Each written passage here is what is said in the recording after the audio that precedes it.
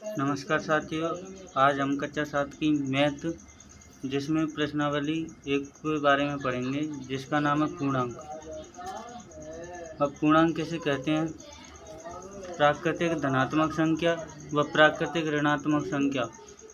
प्राकृतिक धनात्मक संख्या जो धनात्मक चिन्ह के साथ लिखी जाती है, प्राकृतिक ऋणात्मक संख्या ऋणात्मक चिन्ह के साथ लिखी जाती है। वह शून्य के समूह को पूर्णांक कहते हैं। अपूर्णांकों को संख्या रेखा पर किस प्रकार निरूपित किया जाता है? इसमें एक संख्या रेखा खींचते हैं तथा मध्य में जीरो लेते हैं। जीरो के दाईं तरफ प्राकृतिक धनात्मक संख्याओं को लिखते हैं और जीरो के बाईं तरफ प्राकृतिक ऋणात्मक संख्याओं को लिखते हैं। जब दो धनात्मक पूर्णांकों को जोड़ा जाता है, नंबर 1, तो हमें धनात्मक पूर्णांक प्राप्त होते हैं। दो धनात्मक पूर्णांक जैसे 56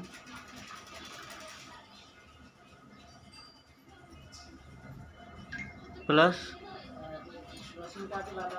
73, ये दो धनात्मक पूर्णांक होते हैं। जब दो धनात्मक पूर्णांक को जोड़ा जाता है तो धनात्मक पूर्णांक प्राप्त होता है।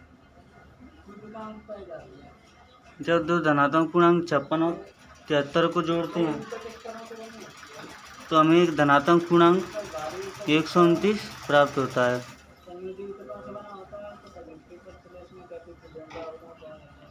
नंबर 2, जब दो ऋणात्मक पूर्णांकों को जोड़ा जाता है तो हमें ऋणात्मक पूर्णांक प्राप्त होते हैं। ऋणात्मक पूर्णांक को जोड़ते हैं जैसे -2 -3, -2 -3 को जोड़ते हैं तो -5 आंसर आता है।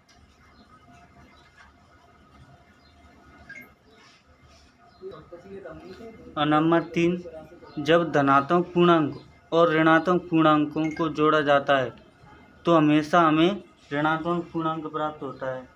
धनात्मक पूर्णांक जैसे कि 82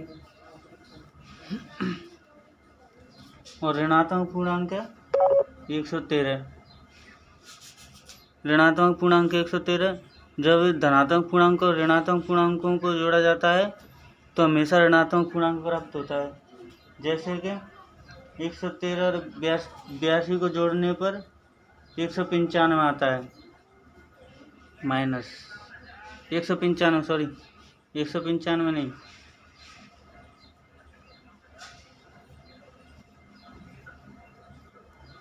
-31 आंसर आएगा, -31।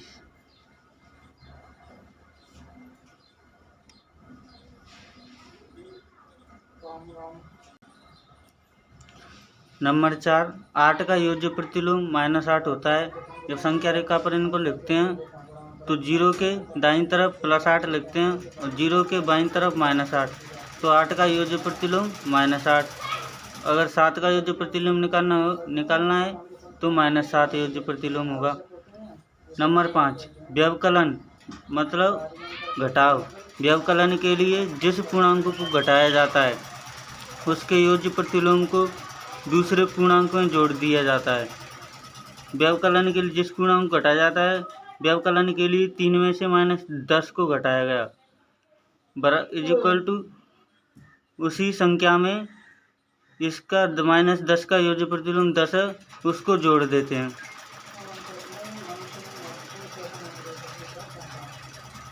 इसको जोड़ने पर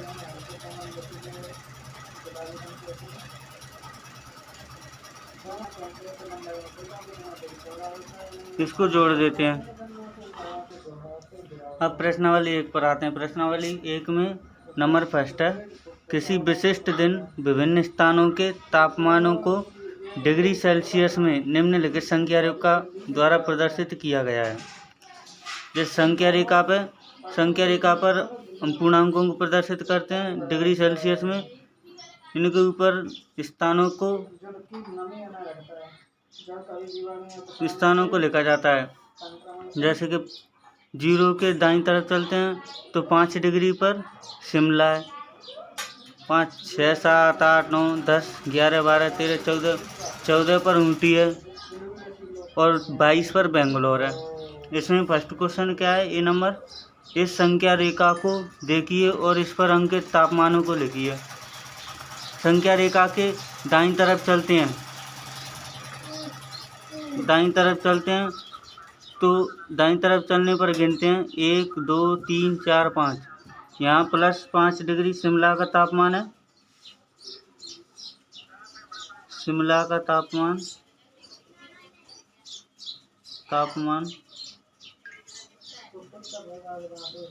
5 डिग्री सेल्सियस। और आगे चलते हैं 6, 7, 8, 9, 10, 11, 12, 13, 14। 14 पे ऊटी का तापमान 14 डिग्री सेंटीग्रेड।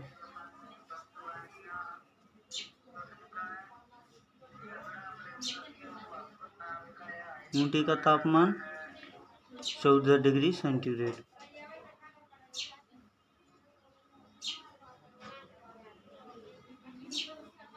और आगे बढ़ते हैं तो 20, 21, 22। बेंगलोर का तापमान है 22 डिग्री सेल्सियस।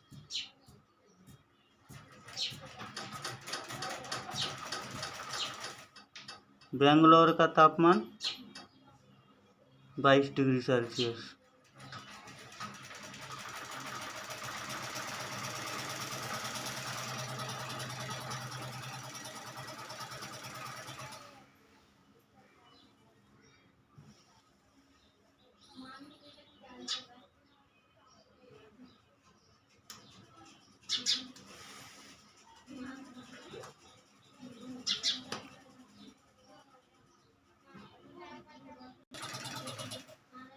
बी नंबर है, उपर्युक्त स्थानों पर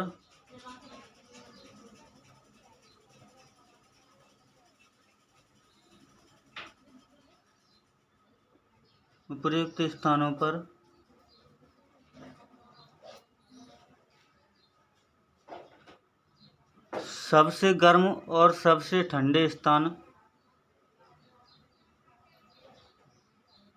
सबसे गर्म और सबसे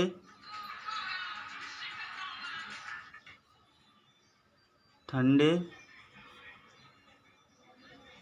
स्थानों के तापमानों में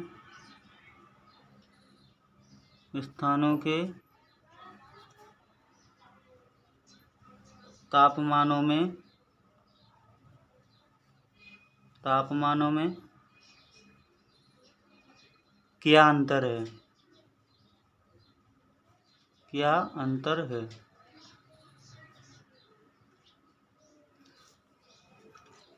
अब संख्या रेखा के चलते हैं। सबसे गर्म स्थान,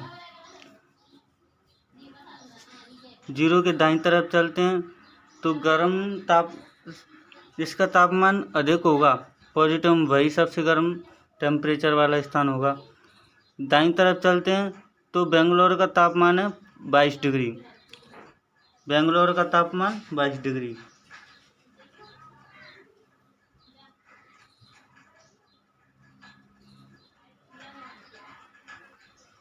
बेंगलोर का तापमान 22 डिग्री सेंटीग्रेड है।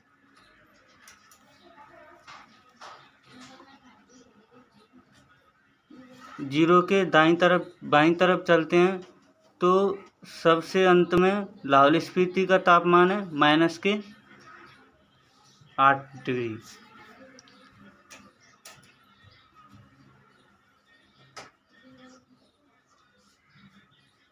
लाहौल स्पीति का तापमान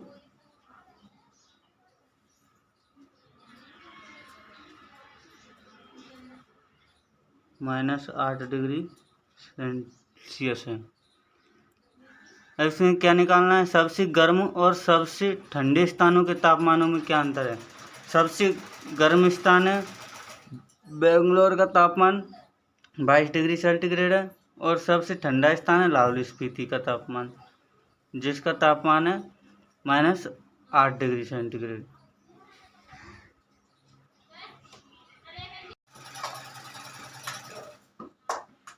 बेंगलोर का तापमान 22 डिग्री सेंटीग्रेड है, जो सबसे गर्म तापमान है। और लाहौल स्पीति का तापमान -8 डिग्री सेंटीग्रेड है, जो सबसे अधिक ठंडा प्रदेश है। इसमें क्या बताना है, उपयुक्त स्थानों में से सबसे गर्म और सबसे ठंडे स्थानों के तापमानों में क्या अंतर है। अंतर निकालते हैं तो सबसे गर्म स्थान है 22 डिग्री सेंटीग्रेड, गर्म स्थान 22 डिग्री सेंटीग्रेड।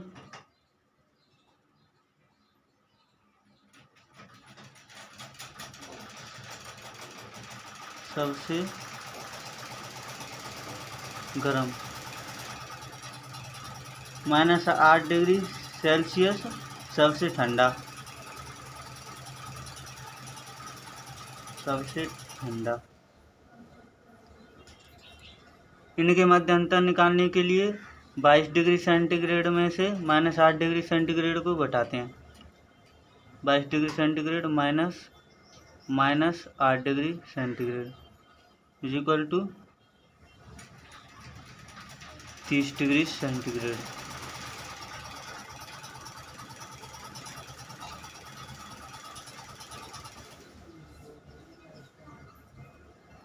डिग्री सेंटीग्रेड इनके मध्य का अंतर है। सबसे गर्म स्थान और सबसे ठंडे स्थानों के मध्य का अंतर डिग्री सेंटीग्रेड है। नंबर 1 का सी नंबर, इसमें क्या दिया है, लाहौल स्पीति के तापमान और श्रीनगर के तापमानों में क्या अंतर है बताना है। इसमें लाहौल स्पीति के तापमान और श्रीनगर के तापमानों में क्या अंतर है। लाहौल स्पीति का तापमान के तापमान और श्रीनगर के तापमान में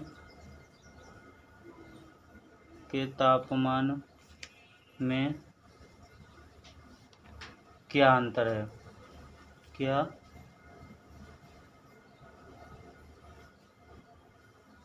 अंतर है।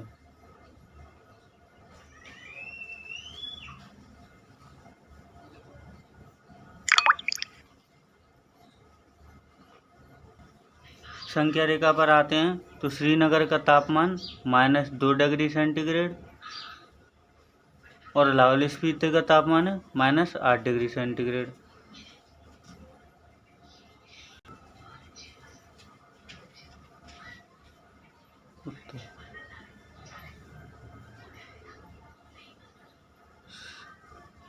श्रीनगर का तापमान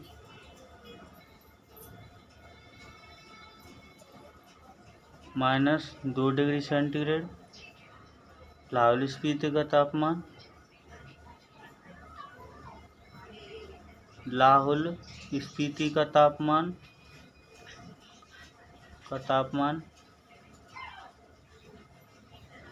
-8 डिग्री सेंटीग्रेड है। अब इसमें श्रीनगर के तापमान और लाहौल स्पीति के तापमान के मध्य अंतर निकालना है। श्रीनगर का तापमान है -2 डिग्री सेंटीग्रेड और लाहौल स्पीति का तापमान है -8 डिग्री सेंटीग्रेड। इनके मध्य का अंतर है +6 डिग्री सेंटीग्रेड। अतः आंसर है श्रीनगर के तापमान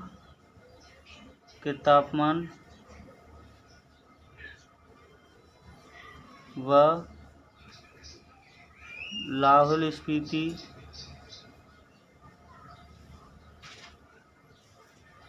के तापमान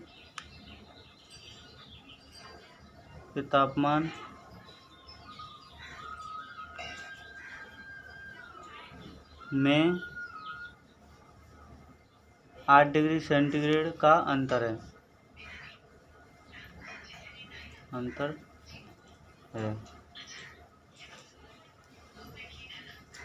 question number D. Question number D में क्या दिया हुआ है, क्या हम कह सकते हैं कि शिमला और श्रीनगर के तापमानों का योग शिमला के तापमान से कम है। क्या इन दोनों स्थानों के तापमानों का योग श्रीनगर के तापमान से भी कम है?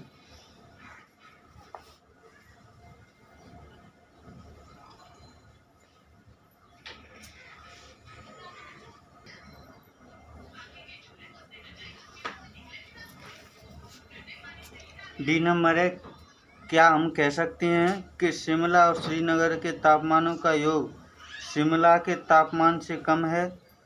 क्या इन दोनों स्थानों के तापमानों का योग श्रीनगर के तापमान से भी कम है?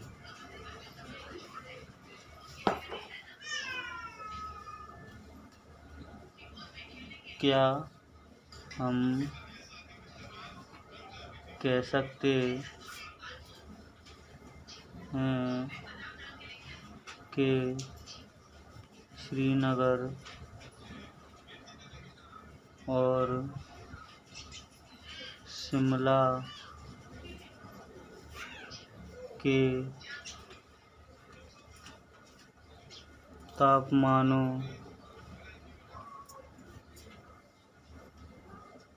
का योग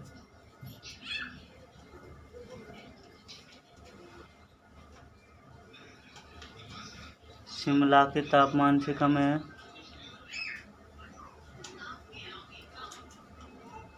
शिमला के तापमान से कम है।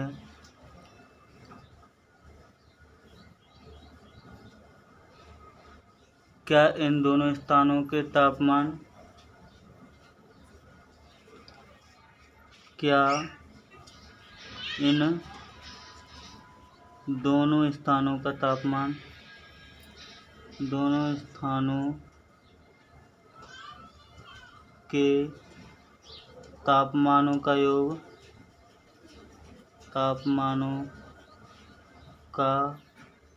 योग श्रीनगर के तापमान से भी कम है? श्रीनगर के तापमान से भी कम है। इस क्वेश्चन को करने के लिए श्रीनगर और शिमला के तापमानों का योग करना होता है। श्रीनगर का तापमान है -2 सेंटीग्रेड। श्रीनगर का तापमान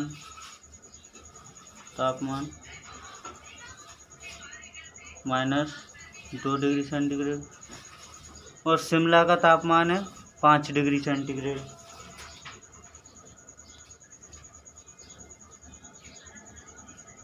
शिमला का तापमान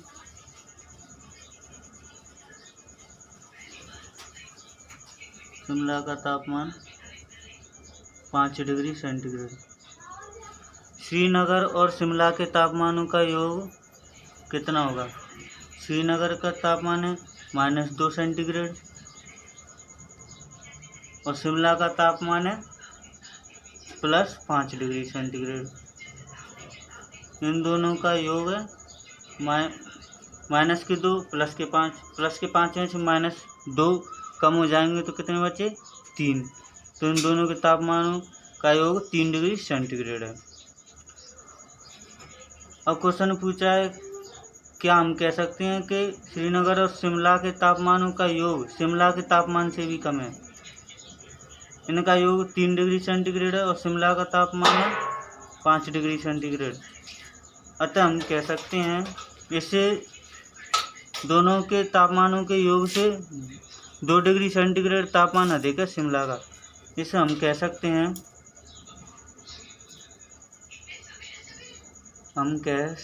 हैं कि दोनों स्थानों के तापमानों का योग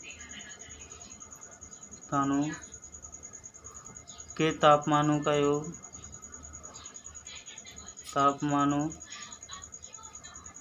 का योग शिमला के तापमान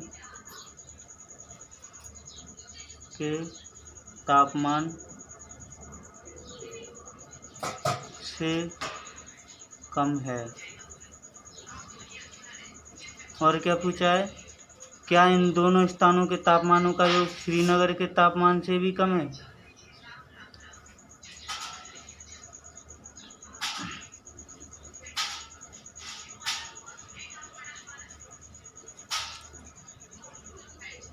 दोनों तापमानों का योग है 3 डिग्री सेंटीग्रेड और श्रीनगर का तापमान है -2 सेंटीग्रेड। -2 सेंटीग्रेड कम तापमान है और 3 डिग्री सेंटीग्रेड तापमान अधिक है, इसलिए श्रीनगर के तापमान दोनों स्थानों के तापमानों का योग श्रीनगर के तापमान से कम नहीं है, अधिक है। अतः श्रीनगर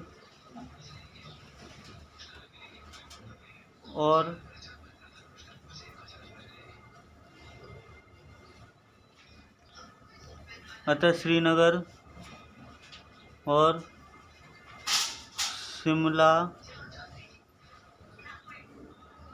के तापमान का योग श्रीनगर से अधिक है। श्रीनगर से अधिक है।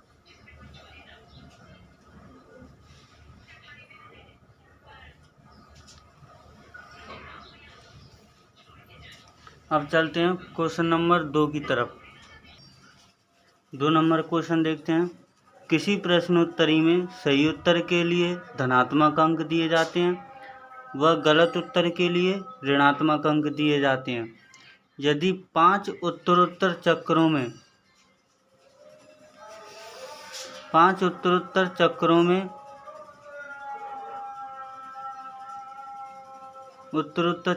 में जैक द्वारा प्राप्त किए गए अंक 25, -5, -10, 15 और 10 थे, तो बताइए अंत में उसके कुल अंकों का योग कितना होगा।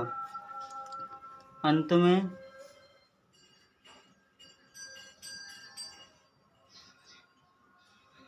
जैक के कुल अंकों का योग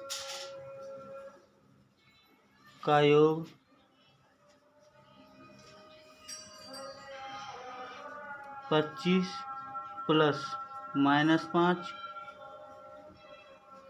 + -10 + 15 + 10। 25 ± -5 प्लस माइनस हो गया तो -10 + 15 + 10। 25 - 5 20, 20 - 10 10, 10 + 15 25, 25 + 10 35, 35 उत्तर आएगा। अतः जैक के कुल अंकों का योग 35 होगा। अतः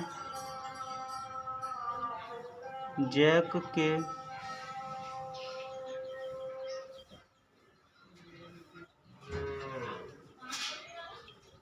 कुल अंकों का योग